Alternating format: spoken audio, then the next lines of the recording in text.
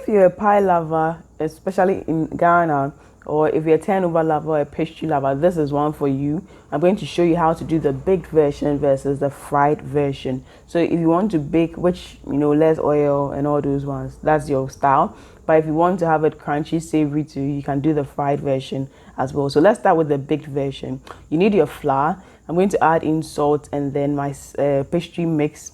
My pastry spice is on the channel. My 10 essential spice mixes you can make at home.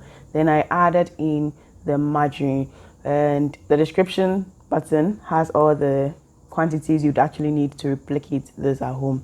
Then I add in water in bits to form a dough.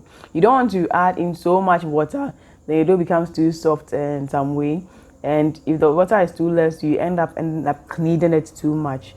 You don't want it to be too thin or stretchy like that, because your pie is supposed to be flaky. So what matters is that you need enough water just to help you bind. One trick is to even use cold water. That helps your fat or the margarine and things bind quickly and better. Then once you're done, you just let it sit for like 15, 20, 30 minutes, depending on the quantity of dough you are making. But there's a small batch for my own, more that kind of vibes.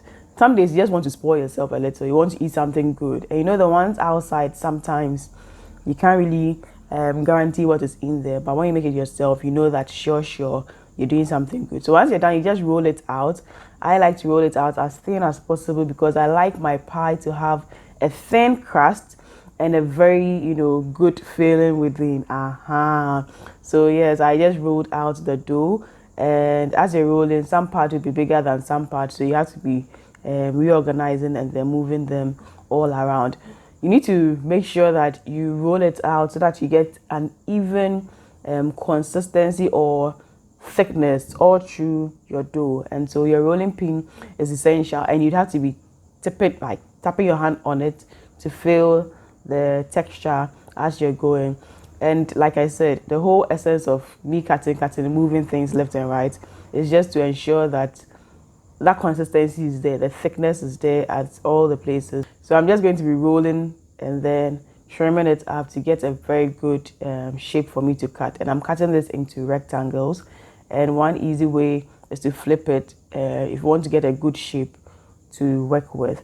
So yes, I divided this into 6, and then I made my filling, which was a corned beef filling. So I added corned beef, I added in some onion and some pepper, chopped fresh pepper in to give me that peppery kick. And yes, so you can do fish filling, you can do chicken filling, meat filling, vegetable filling, any filling you are more comfortable with. Yes, but I like the corned beef with the onion and then the pepper because this is very easy to make and quickest to make. If you're using fresh proteins like meat, chicken and stuff, you'd have to cook it over the fire before you actually use it.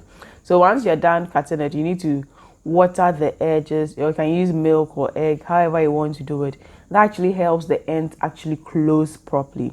That's the main essence of the water. This day, I couldn't find my brush, and so I had to go the local way using my hand. And the reality is I was the one eating this as well. So I just didn't really bother myself too much about it. So mind you, please don't be so offended if you see me using my hand for that. So once I'm done with the filling, I'm just going to close the ends with my thumb. That's the first thing you want to do. You want to flip it with your thumb and then close it. And you can do it in different shapes depending on what is working. Yes, so this is the triangles. Yes, these are even nice to bake with your little nephews and stuff. Yes, I like to do this at home with them. It lets you also let them love the shapes as well. So you can do it into triangles. You can do it, you can also fold it up, and you can check it in my turnover video as well. When I did the circles, the conical shapes and all those ones, you can do a lot of things or a lot of shapes with these. That makes your food also lively and fun. Don't forget that variety is a spice of life. And sometimes you turn it this way, it's not working, turn it the other way. So far as it has to work, it has to work. So once you're done with the thumb, you need to usually use your fork so that you get it actually well closed. And then you can use the tip of your fork to also make sure that the edges are also well aligned. Then that also makes it look neat or nice. You can even use your spatula. So I'm just closing all the ends properly, because if your ends are not well closed, it can open up or like gape up as they are baking the thing, which is also not a very nice experience. And if you fill it too much too, because of the filling, sometimes it can also burst or ooze out in there. So I used the air fryer, and in this case I just arranged all of them in beautifully for them to fit, and then I baked with it. So for the baking, because you don't want it to puff too much, sometimes you just create this you use a fork to perforate the top so that some of the heat or the air can escape from it whilst it's baking, so that it doesn't puff up too much. So I use the cake function, which is 170 degrees for 20 minutes to bake the pie. Pastries don't take long to do. Yes, so I just did the bake function and I allowed it to actually bake. If you don't have an air fryer, you can do your normal oven, preheat it, do it at 180 degrees. Within 15-20 minutes, you should be done. So whether you have an air fryer or not, you can always look out for it. And I have videos on how to even cook or bake with your saucepans at home, so that if you don't have even an oven, you can still use your saucepan to actually bake. You don't need sand or anything. You can do it in a very simple way. So this is my air fried turnovers. That's the right word. My air fried turnovers, or what we call Ghana pie or meat pie. Yes, that is it. And this is a savory version. This is a fried pie, which is the egg pie, and I enjoyed it with my green pepper sauce. Yes, in Ghana, this is a street delight. Yes, if you are traveling and you're in the traffic, Charlie, you have to definitely try the egg pie in there. Just that sometimes these days, the egg, sometimes you can even buy a quarter egg inside. That's a problem. But then this is the Ghana egg pie, and you need to begin by cooking your egg. It has to be hard boiled. Then you need to peel it and then put it aside. Then you come to make the dough, which is the same like the other one, just that because you're going to fry this, the margarine has to be less. That's the reality. So you have your flour, you have your salt, you have your spice mix, and you have your margarine, and you mix it with your water to form the dough. But because, like I said, you're going to be frying it, the margarine has to be less, else you're going to have real issues when you're frying. So for this one, less fat, and then you knead it very, very well. And for this, because they're going to fry, what those who actually sell it on the street do is that they kind of work the dough a bit. They knead the dough a bit. But we are not doing street pie. We want it to be a bit, not so, it should be a bit little chewy so you can enjoy it a bit. Yeah, sometimes it's too hard. As already chips. So, but if you want the chip style, you can knead it a bit so that you get it to be a bit, get the glutens to actually form. Now I see that vibe. Then you can do it.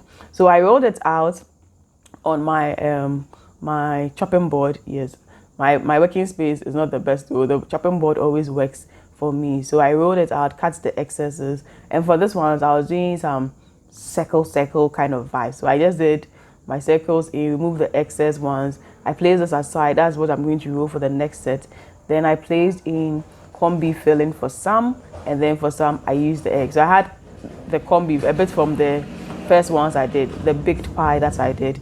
Then for the eggs, you need to put it at one side of the filling, and then you can decide to roll it directly like this, which you won't really see the egg showing, or you do a perforation. So you just do a little line, a cut over there, and as you fold, the egg is going to show up at the top. So this is the trick. This is the main trick as to getting very beautiful looking egg pies. Yes, you just need to perforate just a little bit of the side, and that is all. And the corned beef, like I said, because I had extra filling from the turnovers I did, the baked ones, I just use it for the fried ones as well. Seldom will you see people do the corned beef filling fried, because corned beef is a bit expensive right now in Ghana. So usually see more of the egg pie. These days you even see beans pie, which is fried in there. That reduces cost as well, but that's also healthy. So like once again, you close with your fingers or your thumbs, and then when you are done, you use the fork, and then you also shape it beautifully, and then you put it in your working tray. You don't want to be doing this one by one. So when you are doing the dough, you do the dough. And I actually forgot to mention, but you have to let your dough rest. That's very important. When you are done mixing and kneading the dough, it should rest for about 30 minutes before you actually roll out and work on it. So as for the circles, the more you do, the more you take out the excesses and you refold, you re-knead, and all those ones. That is how it is. And like I said, all you need to do is do what? Do the perforation. Doing the water around this is optional. You don't really need the water if you're going to fry it, but for the baked version you kind of need the water.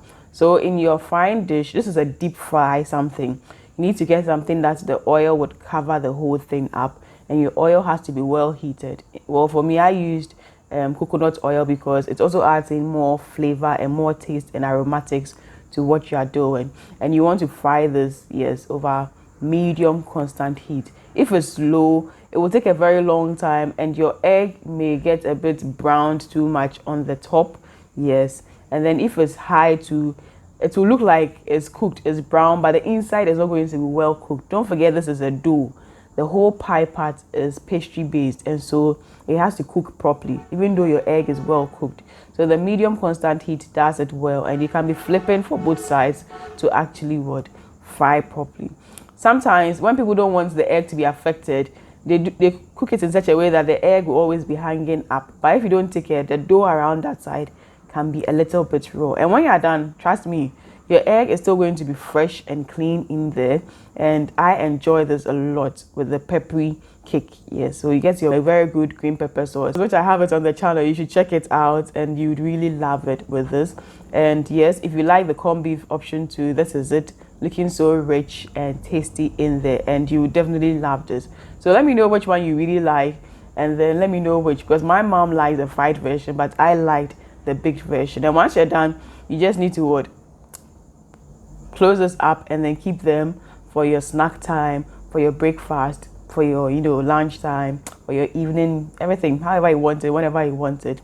And these are my two big options for you. Either you're frying or you're baking. However you like your pie or pastry, you're going to love it. If you did like this video, and if you did learn a lot from it, do support us with your subscription, do support us with your likes, your comment. Let's keep it interactive and let's share to others as well. So we'll see you in the next food video. Do live life to the fullest. Be joyous, be merry.